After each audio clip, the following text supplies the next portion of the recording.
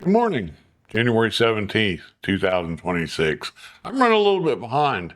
Been working on the blog and had several other irons in the fire here, so figured it was about time I recorded another video. I was on Ty Mars's school community and ran across Evelyn Allward, I think is her name, and she was talking about people don't care what you look like, they don't care what you wear, what your hair looks like, you just need to get on and record. And that kind of struck a chord with me, so because I have some funny looks, and I think I'm going to address that this morning. Have you ever gone to rock concerts and your ears start crackling and popping and carrying on?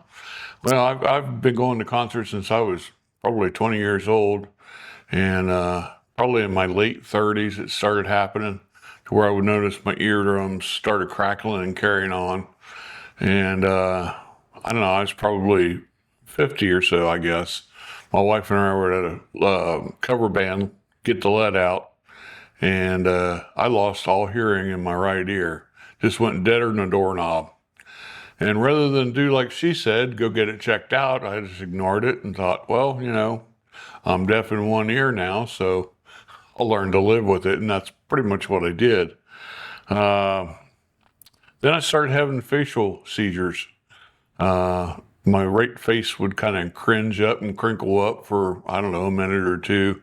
Quite painful, but it'd go away. And I just, once again, ignored it and learned to live with it. And then we went to Sonoma for her nephew's wedding. Flew out to California, and I had an episode out there and scared people half to death. They thought I was having a stroke. So once again, I was kind of blowing it off, just ignoring it. And we flew back the red eye into Port Columbus, and I had my carry-on, and we stopped and got a cup of coffee at Bob Evans. It was early in the morning, about 6:30 or so. Headed to the escalator. She went down first, got about halfway down, and I started down and lost all sense of balance and came tumbling down the escalator. And she was the only thing that stopped me from hitting the bottom. I just about took her out too. Had a firm grip on the handrail, and fortunately there was a pilot traveling with us we were in first class then, and he saw it all happen, ran over and turned the escalator off before it got clear to the bottom, or who knows how that would have turned out. But then I came home, and 2 days later I had to go get blood work drawn for a doctor's appointment I had coming up, and got back home, pulled the truck in the garage, walked out across the driveway, which is crushed limestone, and ended up falling out there, and just started veering to my left and couldn't control myself, and got all cut up and banged up. I couldn't get myself back up. So I laid there in the driveway probably, 10 minutes, 15 minutes or so until Kathy finally came out and checked on me and saw me laying there. She tried to get me up and couldn't get me up. And the neighbor was out mowing.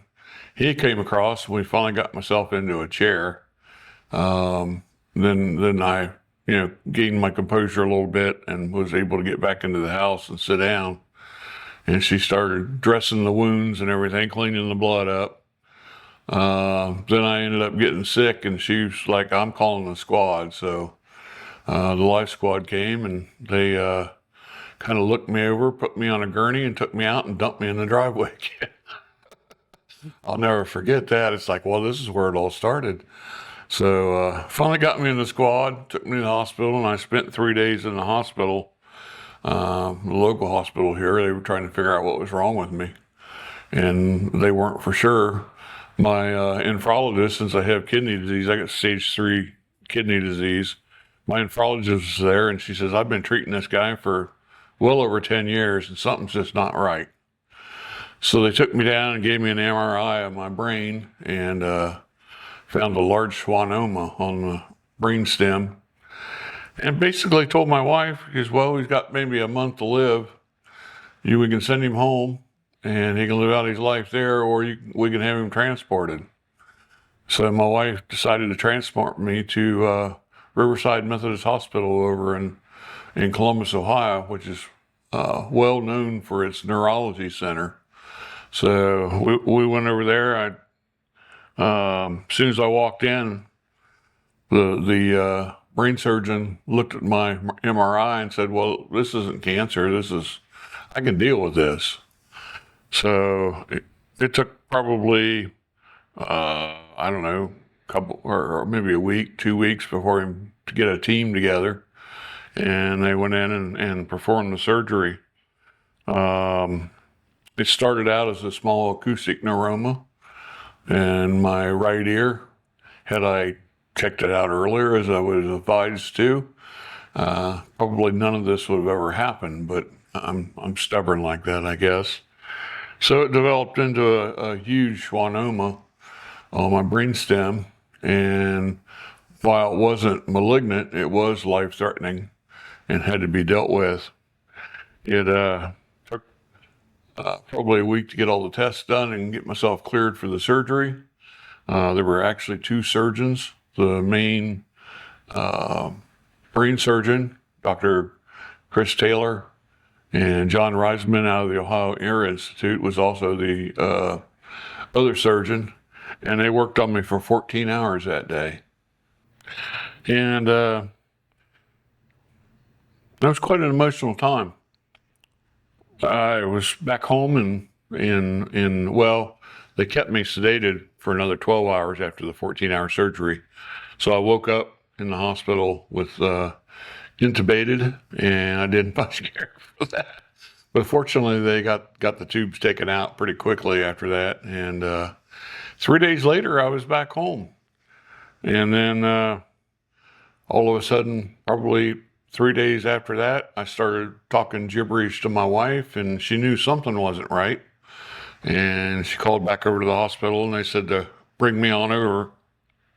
And from there, I spent 3.5 weeks with a brain drain, and they installed the brain drain. And the reason for it was, I guess, low pressure hydroencephalitis, too much fluid on the brain, but it was a rare case of it being low pressure. So, like I say, they installed the brain drain, and I was pretty crazy for about 3.5 weeks, talking gibberish and not knowing exactly where I was at, not knowing what day of the week it was, not knowing who the president was, not knowing my wife at times. But the surgeon kept thinking, well, if we give it a few more days, the ventricules, I can't say it, and my brain would shrink up and everything would get back to normal, and it just never seemed to happen. So finally we gave him the go-ahead. In about 3 weeks, we said, just go ahead and put the shunt in. He didn't really want to put the shunt in because that's just another piece of hardware that can go bad down the road.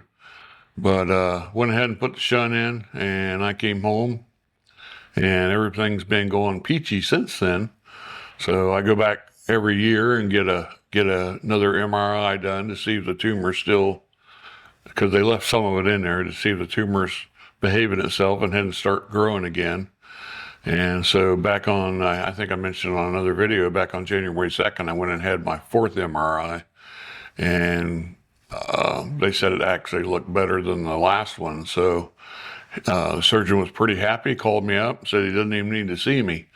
And maybe in about a year and a half to give him a call, and they'll get something scheduled if I need to, and we'll go from there. So basically the lesson is, don't do what I did.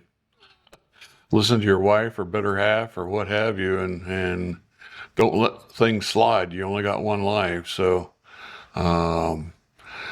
here we are 4 years, 5 years later, 4 years, I guess, later, trying to start a YouTube channel with one eye closed up, a mouth crooked, and I guess people don't really care about that. So we're going to forge ahead and see what we can do with this. And that's the story of developing an acoustic neuroma into a schwannoma and having brain surgery. And now we're trying to do YouTube. So with that, I'll let it go at that. And we'll say sayonara, and we'll see you on the next one. Thanks. Bye.